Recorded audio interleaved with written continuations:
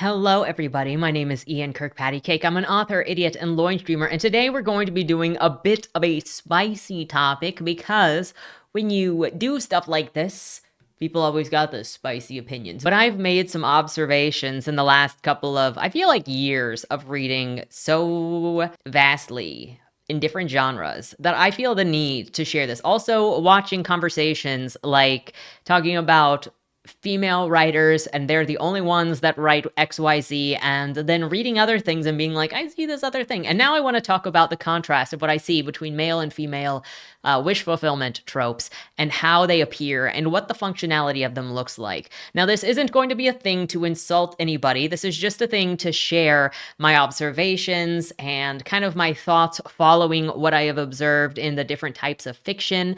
And in no way is this saying that all men do one thing or that all women do another thing, or that all men like something, or that all women like something. This is into a specific subgenre of specific writers, and not even all writers in wish fulfillment do these things. But it is something that I notice, and it's something that I want to talk about, because I also think that people tend to see these things, or in like one place or another, and think that it is so isolated and they couldn't possibly understand it, but we are actually so much more similar in ways than people really realize. And I think seeing the different functionalities and talking about the different way these things are used can help better understand different people's approaches. Before we get started, though, number one, if you enjoy what I do here on the channel, please remember to like, share, and subscribe. Consider becoming a member, perhaps. The second thing is, if you would like to be featured on the channel, there are two ways. The number one way is through Leigh, the monthly prompt writing contest, where I give you a prompt, you write a short story using that prompt, and on the first Monday video of the month, we bask in your creativity. The second way to be featured is if you are an indie author and you have a book out or a book that is coming out. If you submit the first chapter and the cover, that first chapter will be read here on the channel to hopefully help more readers find your work. The book that was reviewed this week was one that I discovered the author from the Fresh Meat feature, and I will continue reading their books because I am interested in what they're building. So, you can definitely find, at least I pay attention to what I read, okay? I can't promise anybody else, but definitely. The third thing is, if you would like to check out any of my books, they're available, and clock me for my tropes. They're available at any of your favorite places to get books, including your local library upon request. My newest novel, Bodymore Zero, came out in October of last year, featuring these fine gentlemen right here as the main characters. And my newest novel, which is a collaboration with Monty, is called, well, it doesn't have a name, but it is The Legend of Bill Cassidy, Book 1, and it should come out hopefully in November. That's the aim. I'm very excited to be working on it. It's been very, very fun to work on, and I'm looking forward to revision. So with that said, let's jump into the topic. Again, I want to keep this like non-insulting. It's obviously kind of sensitive. And again, these are not generalizations of people. Everybody does not fall into these topics. Everybody does not, or these tropes. Everybody who falls into male or female does not just use these tropes. They can be crossed, but these are usually the ways that I see them working. And I'm going to talk about how they differ from one another once we get to the second group of them, because I'll have introduced to the first group of them already. So we're going to start with the male tropes because I have those listed first when I was writing them down. The first commonly observed trope in male wish fulfillment that I want to bring up is that everyone wants to rape the love interest, and often it is used as something to save the female character from, to make the main character a hero. So I have seen this very often in stories where they're not being raped specifically. They might be being trafficked, they might be under threat of sexual assault, but often they are sexually desirable, because that also shows some sort of status symbol of desirability and how much of a prize they are, because people were willing to break the law or spend money to get that body. And it is almost always, if not always, used for the heroism of how good the male character is. And in other cases, the main male character might be the only one that does not want to just straight up rape the female character. And that is one of the things that female character then admires in that guy, is that he doesn't want to be another one of the abusers. Another common trope in male wish fulfillment is that all women, often even the love interests, are bitchy nags if they aren't sex bombs, and sometimes even the sex bombs, though usually they get dismissed because they're cute. Though often the sex bombs are fall into the bimbo category and the babying category, but it very commonly comes off that the female characters involved, if they are involved in the story at all, are kind of in the way because they get in the way of doing the manly things, and women just don't understand what the manly people need to do, and they just nag. You know, like all of the jokes about the freaking boomers hating their wives, that often comes up in this kind of fiction, and I don't know why. Just don't get a love interest. Like, it's not even seeing her as a person, and her being a person, it's insulting her for being a person, because it's like, you don't have needs, you just have wants, and for you to have wants is selfish because you're a woman, and wants can just be like wanting to spend time with you. So, but that comes up often. Invents anything and everything slash the homesteader slash Minecraft. Like I didn't expect to find this trope, but I have run into multiple books now where the main male character just invents everything, just builds everything like crazy, whether it's a McMansion in the Salem witch trials or 15 windmills in a week and full electricity and plumbing and a television with satellite dish, still in Salem witch trials. It's just like building everything.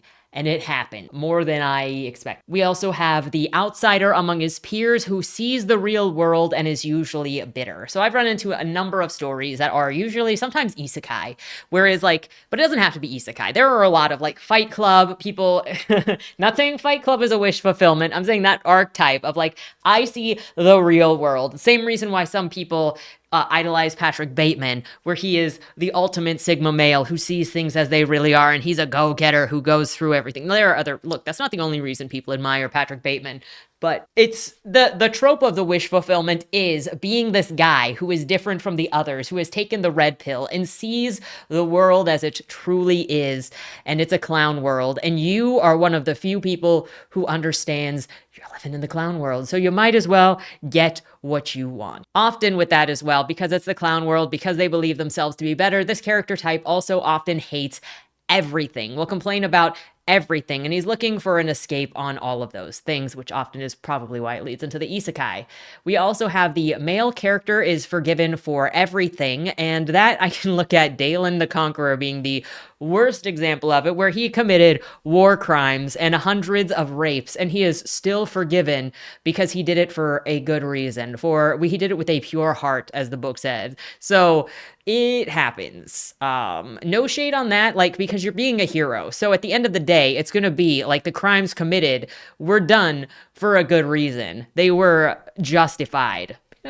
That's what wish fulfillment is. Moving on to the next trope, female characters are considered objects to be won. And this kind of ties in with everyone wants to rape. The main female love interest is she is a prize at the end of the quest. So you do this really cool thing, or you rescue her from this thing, and then you get this girl, and then she gives you her body, her affection, her nurturing love. And it kind of also goes with dismissing her needs or her wants or who she is as a person, because she is just an object. She doesn't get to have a personality. She doesn't get to have a life of her own. She just exists to affirm she just exists to affirm the heroism and the amazingness of the central male character, and to give her body over as a reward at the end of being rescued. Otherwise, they're all kind of dismissed. Often with the male wish fulfillments, you have harems that has a bunch of girls who are fighting over the male, who are actually maybe giving the male love interest all of their attention. I think that's one of the differences that often comes up with the male harem versus the female harem. Is I often, at least from my experiences of seeing stuff with female harems, is that they become like sister wives, where they don't really fight each other, where they kind of cohabitate, where they might all like compete for his attention, but they're not necessarily like competing to beat each other and like push the other ones out. You know, like with the female harems, I often have more seen, or, you know, the more guys fawning after her. It's less of a harem, and there are harem ones with girls, so just, I'm getting lost in my thoughts here, trying to put too many exceptions in there. But I often see the love triangle with the female wish fulfillment that has two guys fighting over each other, or has two guys fighting each other for the girl's attention, whereas more often I see stuff like Love Hina with the male love interest stuff, where the girls all gravitate around the guy and maybe they want his attention, but they're not necessarily fighting as hard.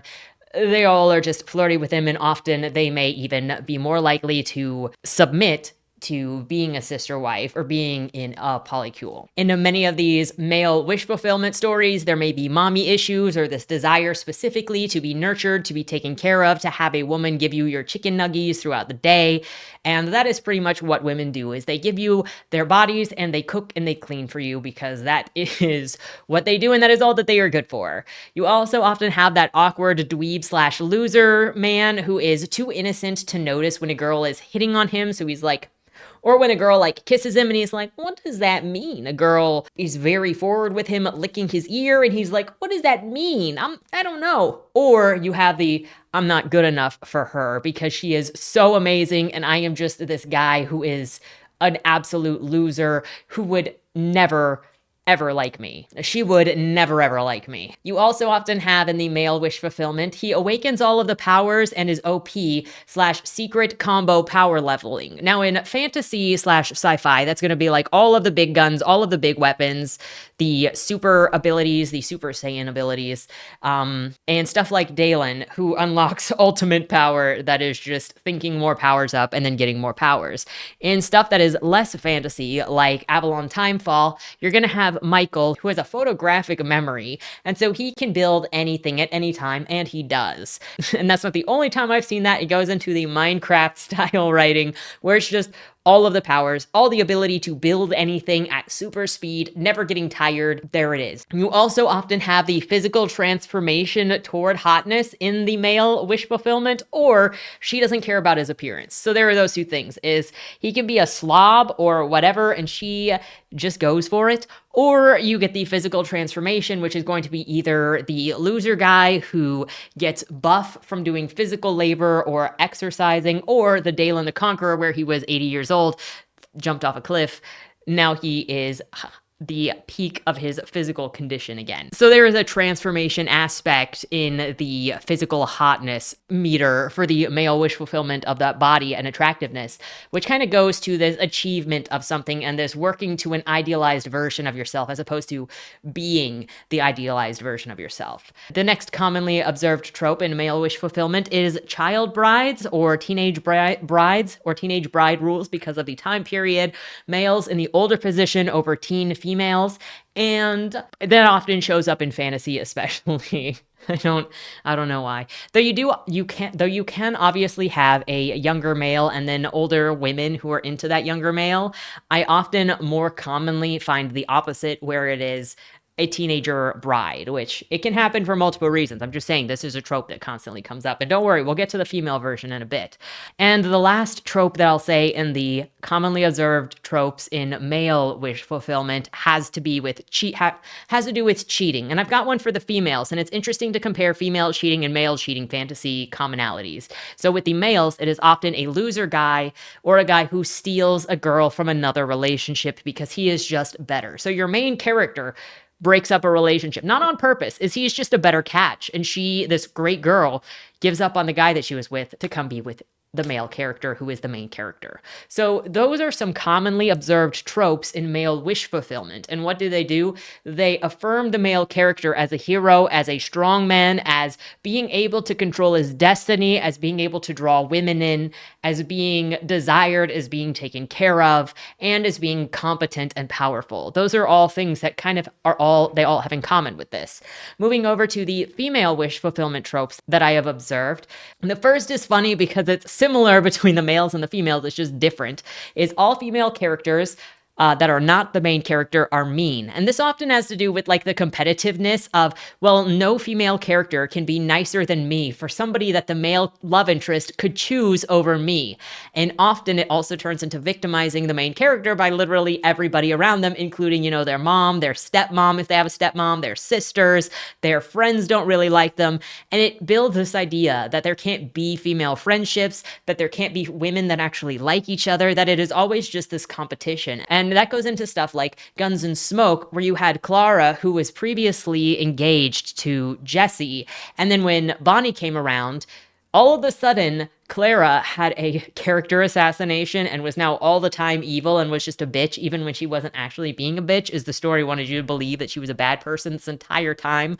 Because nobody but that main female character or her glazers, and those glazers only exist to say how amazing that female character is, can exist. It's either everybody is mean or they glaze the main character, and that's how they prove that they are not bad people. And if they don't glaze the main character, that is proof that they are bad people and they are going to turn. The next trope in female wish fulfillment is male love interests affirm against female insecurities. So often you'll have a female character who is not self-assured, who has past trauma or insecurities. And so those come into the plot where she talks about how she's not worth anybody's time, or she doesn't believe that she has any worth at all, or she was sexually abused. And she has this background where the male love interests show up to tell them that they are strong. Even when they're abusers, the male love interests are there to be like, no, you're powerful, you're strong, you are worthy of love. And that usually shows up fairly consistently. The next one in female wish fulfillment is, I hate him, but he is so freaking hot. So unlike in the male side, where it is like, he is a loser who then grows into being hot, and then the female characters become attracted to him. I'm thinking of You, Avalon Timefall, where Julie was not interested in Michael until he just got casually hot by doing work, and then she's like, you know what? This is, he is so hot, but he is an asshole, and then they fall for him over time via enemies to lovers. Interesting difference. The next one is, everyone wants to rape her because she is so desirable. So, well, the male wish fulfillment has everyone wants to rape the female hero so that everyone wants to rape the female love interest so the hero can save her. Everyone wants to rape this female main character in female wish fulfillment so that the love interest can save her, so he can be different than them, so that he can do the, if you touch her, I'm going to kill you. It's still to save her, but it's to show her that she's valuable to that one person and affirm her specifically. Now, this one is going to be familiar to many, and it is the outsider perspective, which is common in the female wish fulfillment, the not like other girls. And it goes with this idea, obviously the same as with the males, where it's like, I don't fit in with other people, I'm different. And it shows up differently, whereas, you know, the clown world guy is usually kind of bitter and just feels smarter or sees things that other people don't see.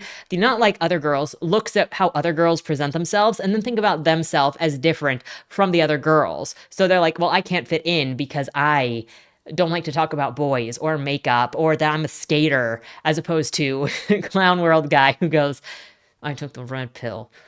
Burn it down. But it's very funny that they both have that outsider perspective. In the female wish fulfillment, you also have male character is forgiven for everything, which is kind of ironic. It's in both of them. But because in a lot of things with the female wish fulfillment, there is this like really bad, kind of morally gray, but it's actually just morally black guy. He who is the love interest, he is forgiven for everything that he does, for every infraction, because he has to be attractive. Because even when he's doing the worst things, at the end of the day, he's doing it with her interest at heart to affirm her, or it's romanticizing the terror. So she doesn't really hate him at the end, because that's not what the erotica romance is. So he gets forgiven for everything. The next trope in female wish fulfillment is female characters are considered objects to be taken and owned. So it's kind of funny that in the male wish fulfillment, you'll see women as objects to be won or to be given out or to be bought and sold. And in female wish fulfillment, there is also this idea of objectifying women so that they can be taken, so that the main character defends his property, or the male love interest defends his property that he sees value in, that if other men try to mess with, they're stepping on his land. And that there is this extra feeling, I think, of protection when they are considered property. Not only that, but then there is a level of plausible deniability of like wanting to have things happen to them if it is not their choice to have that happen to them, so then they can let go of some of the guilt that might be associated with wanting certain things because of socialization or whatever. I'm not saying I agree or disagree with anything, but these are some of my guesses or ideas or suppositions on what I see in these stories. The next one is multiple men pining after one girl and she is very desirable. So like I mentioned with the male harem, where it often is like many girls that live around the guy, and then like they're often just all there. With the multiple men pining after a girl, it is often an active pursuit, or he's waiting to like get his chance. So if you look at so many of the love triangles where they want their turn to upshine against the other guy. So that is more about pursuit and usually more focused, but not necessarily being constantly surrounded by these dudes in these sexual positions in some case. The next one is in female wish fulfillment. There is often incest or rape, or incest rape, which leads to personal empowerment arc of getting over trauma and self-hate. So even though there is constantly rape and incest inside of female wish fulfillment, it is not for the desire of being raped, but it is, I think, accompanying these feelings of rejection if it's not related to somebody coping with their feelings or an experience that did happen to them. But I think it has to do with building this narrative arc that allows the character to be told that she is worth something, that she is not dirty, that she is loved, that she can have that growth through her trauma, to be told the things that she wants to be told or needs to be told, and that she has value. And then to get to the other side. So those things aren't just there to damage her. I mean, sometimes they are. Sometimes people just want to hurt people and they get off on the victimization. But often the rape and incest is used for that empowerment. And even on the cases of incest, and I don't want to be saying this, but it does pop up in these books, so I have to say it, is that there is a level in some of them that pretend that incestual relationship is an expression of love, and so now they have a family. I'm not saying it's not messy and gross, but it does show up for that. Moving on. Another trope that shows up in female wish fulfillment, if you have other theories on that, please feel free to share them. That beyond, I don't want to see freaking women just want to be raped in the comments. Like, no. So then another one in female wish fulfillment is the innocent girl who doesn't understand brutish man laying it on thick that he really wants her, pressing up against her body with his Statue of Liberty and being like, hey, do you want to set America free? And she's like, what does that mean? And he's like, you want to take a flight? I can get you high. I can take you for a ride. Ship. And she goes, I didn't know you worked for NASA. And he's like, I mean my dick. Or you have the damaged girl who doesn't believe that anybody could love her no matter what he says. And that goes again to like Guns and Smoke is an example where Jesse is like, I love you. I'll do anything for you. Here are all these examples of me doing things for you. Let me love you. And she's like, he can't mean it. No. So you have that ignorant and that in both the male and female wish fulfillments, where it leads to the other person doing something. Oh my gosh, I have to list this. I forgot to mention it with the male wish fulfillment of this thing, where it usually wants that dominant girl who will make the first move, and there are so many of them that want to be like pegged. They may not say that they want to be pegged, but they're like, oh, I want the trad girl in the streets and the freak in the sheets, and she's gonna be the one that makes the move and like jumps on me and is like the one pushing it, and it's like, they're doing this while they're saying that they are the alpha male and the leader of their family, but they also want to be dicked down by plastic. But they also want to be dominated by their woman. It's an interesting dichotomy. It's an interesting choice that I have seen multiple times over now. Another common female wish fulfillment trope is she is born without powers, but actually has all of the powers later in the story. And this is like powerless, light lark, fourth wing. It is not the first thing that is like, I'm normal, but actually I'm the center of the universe. I think that vampire book that we read on Loinstream, it does a similar thing, but we've only read the first volume, so I'm not sure. But I think that she gets a lot of powers eventually. And I feel like this has to do with this idea of feeling powerless in society, feeling like you don't have much of a voice, and then kind of coming into this idea that you do have power, that you do have strength, that you are not worthless, that you are not useless, and that you can be of value to your love interest, to your counterparts, to your family. But I do think it comes from this place of feeling like you are, as a female, told that you are worthless and you are weak, and then discovering that you're not. Like, I feel like that's related to this idea of that power awakening. But you let me know what you think. And how does that contrast to the awakens all of the powers? I remember this RPG, this lit RPG book I read years ago, where this guy goes into his clown world escape pod.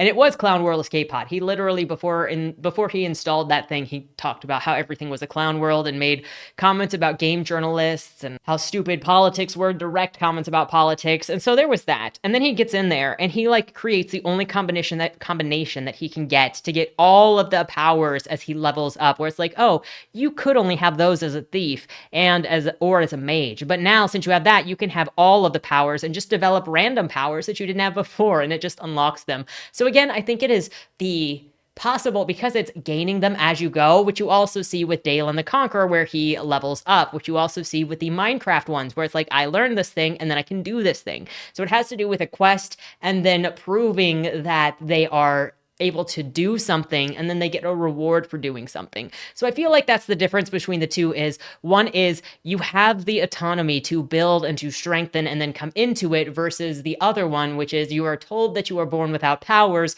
and then you find out that you actually do have power and you do have a voice and you can matter. Like, I think that is two positionally different things that have to do with social interaction and social belief as well. But let me know what your thoughts are on that. The next one is the age gap, which often also shows up in female wish fulfillment stuff. So it's not just the male wish fulfillment that might have underaged brides or an underage person involved. There are a lot of that going on in female wish fulfillment.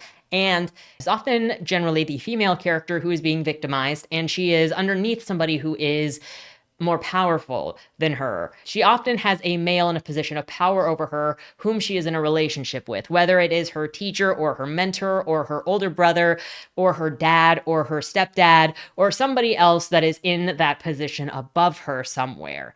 And there is an interesting contrast, I think, in being the position to be victimized versus the one who is the older one in the relationship with the younger, more innocent person, and the contrast of writing those things. Again, I think it can do with the expectations with females to be not only pure, but to have they've had experiences before where they were in these situations, or the idea of being guided by somebody, and then the opposite with the older male and the younger female, where it is guiding the female character into this thing, which would be grooming. But that's a different thing. It's not always. And like, you can have these, again, you can have any of these tropes in any situation. I'm going to try to add that at the end. Another trope often in female wish fulfillment is the female main character is often victimized for the author's sake or for exploration. Again, it is something that is used to explore the psyche of the female character, and that is also why it is so common, that is so personal.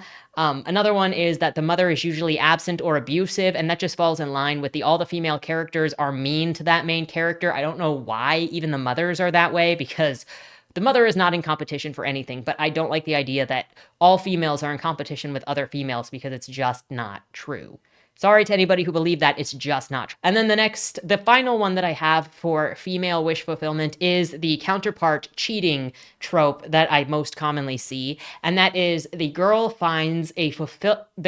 woman finds fulfillment with a man who isn't her abusive boyfriend or husband. So when you have with the male wish fulfillment, he is winning the prize of the woman, saying that he is a better man than the other man. The woman's wish fulfillment cheating is being told that she is valuable and getting away from a man who treats her like she is trash. So I think that that's an interesting contrast in which is more common in one or the other. Now, again, these tropes can appear in a vast variety of genres and of writers, and people of either or any sex can do any of them, and they can also appear outside of wish fulfillment. Wish fulfillment is a specific thing, and when it comes to tropes are just recognizable patterns that we can find, and they appear in certain types of media. So it is not an insult to anybody who uses these, it's not a dismissal of anybody who uses these, and it's not pinning anybody's work as being wish fulfillment just because it contains these. It's just that these elements can be found in wish fulfillment.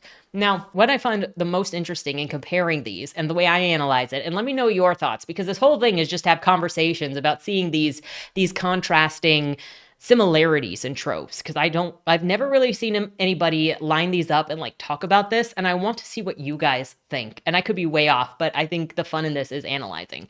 But a lot of these tropes are very similar in what they are, but they serve the narrative in a very different way, which is how they differ.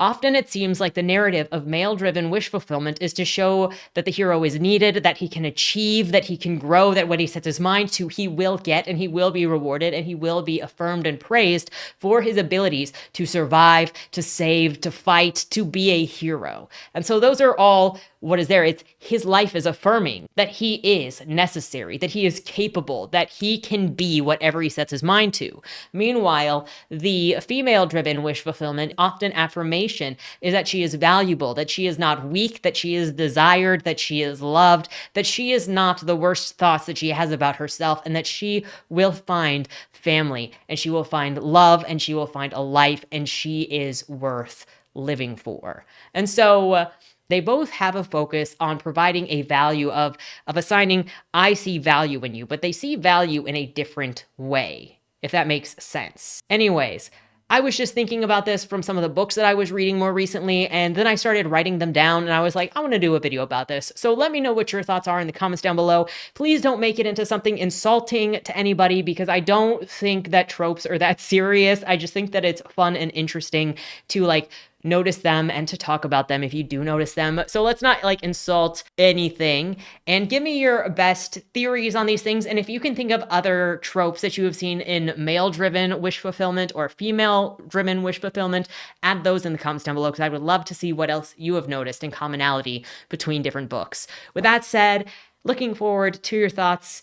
Have a great weekend, and don't die. Was that Wayland Cross in the trunk? Do you know, or is that something that's still being figured out? The person in the trunk was not Wayland Cross. Is he in trouble? We don't know who did it, but as the owner of the car, the longer he's missing, the worse it looks for him. Cross isn't a killer. For the last couple of years, the average number of murders in Baltimore has been over 300, and it's been going up. Mind you, that's only whatever the badges count as official murder, and believe me, there are people that don't count when they die. Wayland? If you're down here, tell me. I'm not talking to the badges, I've been looking for you. They found a body in your trunk. Way. Why? Did you do that? To the left. Plain black letters read along the wall. You walked in the corridor. Once that ends, you chose the dark is on the right. My vision goes blurry, flickers black and black and black for longer intervals until I can't see anything at all. I'm not screaming anymore, but my voice echoes back to me. Where the hell am I? You're dead, Josephine. Even smart people do stupid shit sometimes, right?